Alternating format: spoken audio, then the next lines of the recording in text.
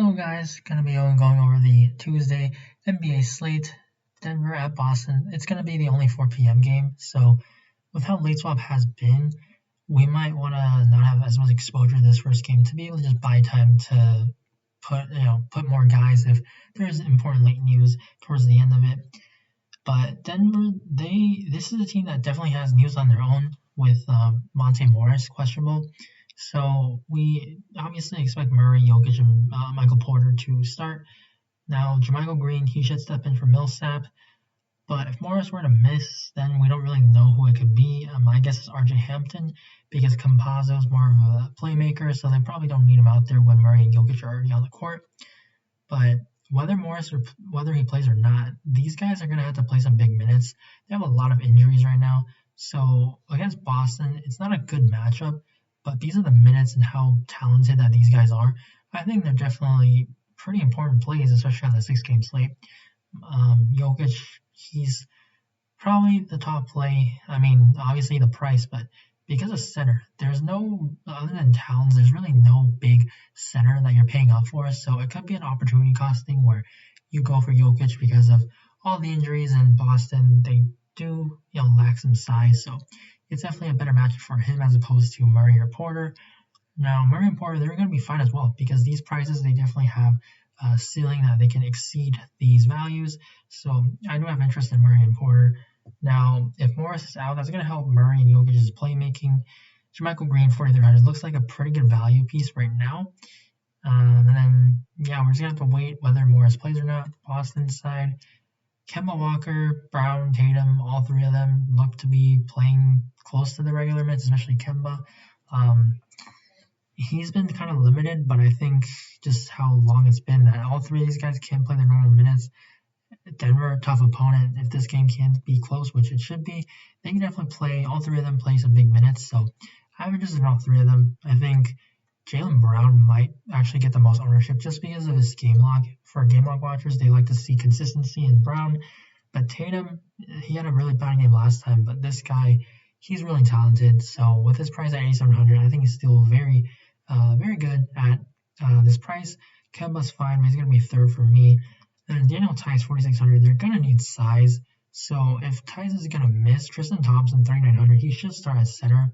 Now, he's not going to be able to handle Jokic, but for 3,900, it could be a value play. Robert Williams, he's very productive, but this definitely isn't the best matchup for him. But if Tice is out, they're going to need some size. They're going to need defense. So we could see Robert Williams be out there more, and he's a very productive player. Now, the New Orleans and Memphis game. New Orleans side, Eric Bledsoe, 5,200. Basically, everyone's minutes on here, except Ingram and Zion and Ball. They are just inconsistent. So we don't know what we're going to get. Obviously, if they're playing well, they're going to get more run. So I think Bledsoe in this matchup against the Grizzlies, he could definitely earn that. And so with this price tag, he's going to be low owned. Same thing with Adams.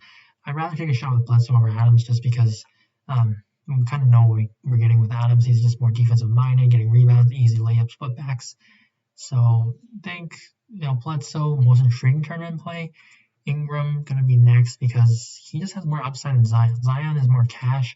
He's very consistent in his outcomes, like around 40 DK points every time. But at 8,200, you need more than that for tournaments.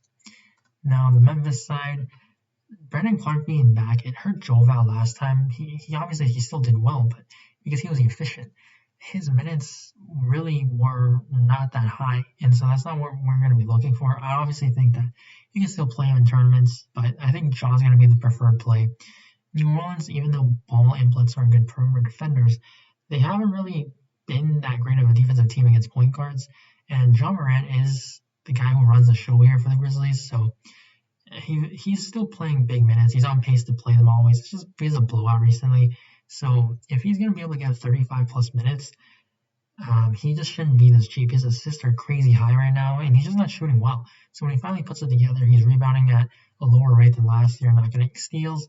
When it comes all together, this guy should be like 9K. So I really like Ja again. Now, Kyle Anderson, 6,400. This is a tougher matchup for him because of the guys that he's going to have to guard, the guys that will guard him. So at this price tag, I don't really want him. Dylan Brooks, 5,500. He's shot dependent. They still have a lot of injuries in Desmond Bain, Melton. So his minutes are pretty much close to almost as secure as Jaw. But he is kind of foul prone recently. He's been losing a lot of minutes that way. But yeah, he shoots a lot, so you get a good shooting game. Contributes a little bit more in peripherals this year compared to last season. He could be fine. Yeah, that's Memphis. Now Toronto, Milwaukee. This looks like it's going to be a pretty good game. All three of these are going to be in play. All three of these guys because Toronto, they just run these guys close to 40 minutes every game.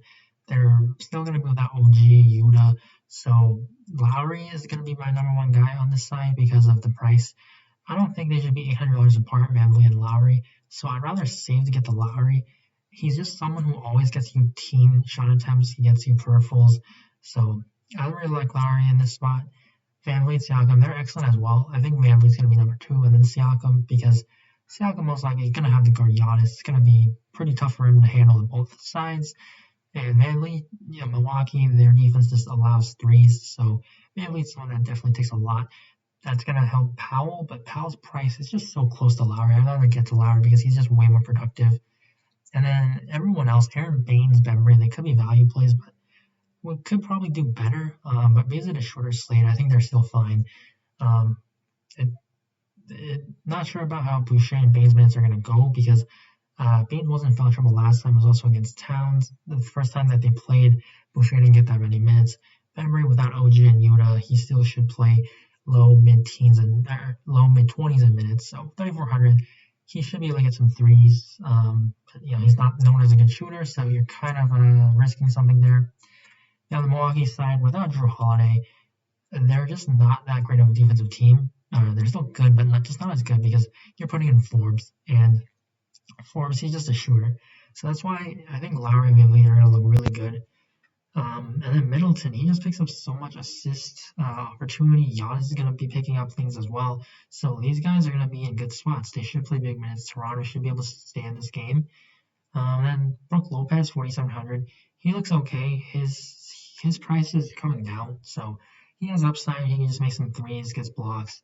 Now Augustine, Forbes, they're going to be the values here. Prefer Forbes just because it looks like that they want him out there. He's getting big minutes now. He used to shoot well. He's getting shot attempts, so he basically isn't going to do much else, but he is cheap enough. So yeah, Forbes is going to be 1 for value, and then DJ is going to be 2, and then Connaughton. Now the Lakers are going to be without AD, so LeBron, he usually plays every game, so yeah, 10.1K for a stud for sure. But you do have Brooklyn still without KD. You got Jokic, so I don't think LeBron can be quite a priority play, but the matchup is really good. And I can look to exposure elsewhere, like Schroeder, who I really like.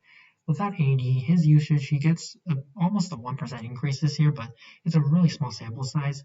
And when LeBron's going to get his rest, Schroeder's going to be able to be on the court. He's just going to be running the offense. And Kuzma at 7K, I just don't want to pay that. That's too much for me. So I'd rather save, get Schroeder, 5,900. I think he looks really good here. Minnesota, not a good defensive team. They play at the 6th fastest pace, so he looks really good. Now, if Markieff Morris starts, he could be a value play, but he's just not really that productive. Now, the Minnesota side, Towns 9,300. This is where we need to start looking at him because his minutes are slowly ramping up. Now, Marcus Gasol is a very good defensive center. He's not as good as before because he's getting older, but 9,300, they don't have AD, so it should be a bit easier getting some minutes against Harrell. So I think Towns definitely is intriguing here. He could, if we were to outscore Jokic, it wouldn't be surprising. So that could be a way to get different for tournaments. Now, D'Lo's still out, so Beasley, Edwards, Rubio, they should still be starting getting big minutes, but their price is I think their price is right. The Lakers, without AD, they still have really good defenders, and like LeBron, and then KCP, Horton Tucker, Wes Matthews, just a lot of good defenders on this team, Caruso. So I don't think any of them are going to core plays. Vanderbilt started last game at the 4. He actually lost some minutes to foul trouble in the first quarter. So 4K, he doesn't usually play minutes anyway if he's not in foul trouble, but not having to go up against AD, that could definitely help him. So 4K, someone that definitely has some upside, but a low floor. Now, Portland side, OKC's been staying in a lot of their games, so I'm not going to be too worried of blowout. Now, Hood, Giles are going to be out, so And as Canner, he didn't get a lot of minutes last time, but because the Giles is out, I think that definitely helps secure his minutes a bit. And OKC, they do have a lot of bigs. They have um, Al Horford starting, they got Muscala, Roby. So I think Canner at 7K, he's fine. Not a core, but there's definitely some upside to that price. Now Lillard 9,700, always going to be in play without McCollum, so for sure you can pay off for him as a stud. Trent's 5,700. He looks good. He gets blowout run too, so if that's something you're concerned about, he'll always get big minutes. Rocco, Mello, they're okay. They're kind of in the mid range though. That it might be like a lost range. Now Simons, Derek Jones Jr. I like these guys as value plays more than Toronto because just they get more usage. Like not like Simons especially because he is he's a point guard, but he also shoots a lot of threes. He's pretty productive actually, so I like him. Jones, his minutes are pretty good, better than some of the other values that we have on the slate, so he makes sense for value. Now the OKC side, they look good as well because Portland, fast-paced team, poor defensively. Horford 7K again, just like Canner, like the minutes I favor Canner gets more, but Horford's usage should be a little bit better. Contributes a little bit more with assists and then sorry about this, just steals and blocks. So Diallo, he actually didn't start last time, which is kind of concerning. Like I probably want him to start if I'm going to roster him, but he should be able to still play good minutes, but not as much. So if he starts, then yes, but if he doesn't, I'm not going to be on him. But Baisley, 6,100. This is a spot that I like. He could definitely see Rocco defense, but Baisley, he has upside. Like it doesn't matter the matchup. We've seen him produce without SGA. He's going to have a lot of opportunity, and he's actually someone who his price hasn't come up a lot. Like you see Horford, Diallo, their prices are way higher. Dort, Kenrich Williams. So I like Baisley probably the most on this OKC side. They started Justin Jackson last time over Diallo.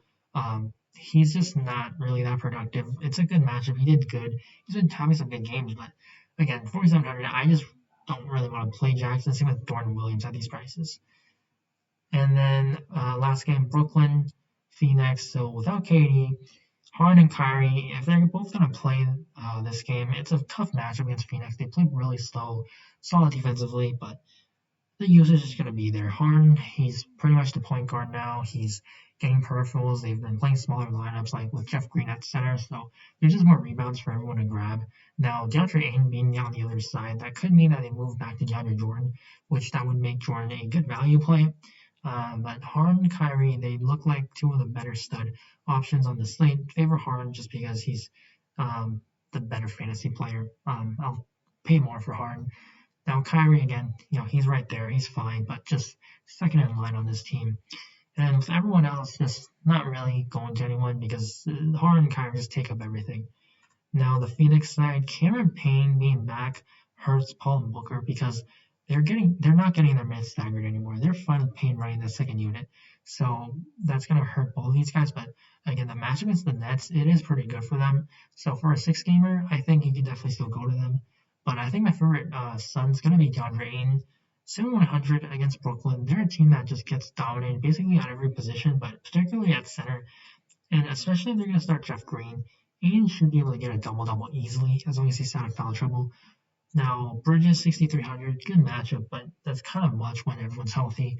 Crowder, Kaminsky, same thing. They're just not really guys I want to go to, especially in this matchup for Kaminsky. Like, I can definitely see him lose minutes, play like less than 20, and they go small with Crowder or Cam Johnson. So, overall, thumbnail is going to be Dennis Schroeder, so that's why he's going to be the first guy I'm going to put in. And then James Harden, as long as they play, nobody rests for this Nets team. And then John Moran still looks really solid. Minutes look to be really good. And the value play is going to come from Denver. Going to put in JaMychal Green for right now. And then Toronto Milwaukee seems like a pretty good game target, so I'm going to go ahead and put in Kyle Lowry. So that's going to be the core 5 right now.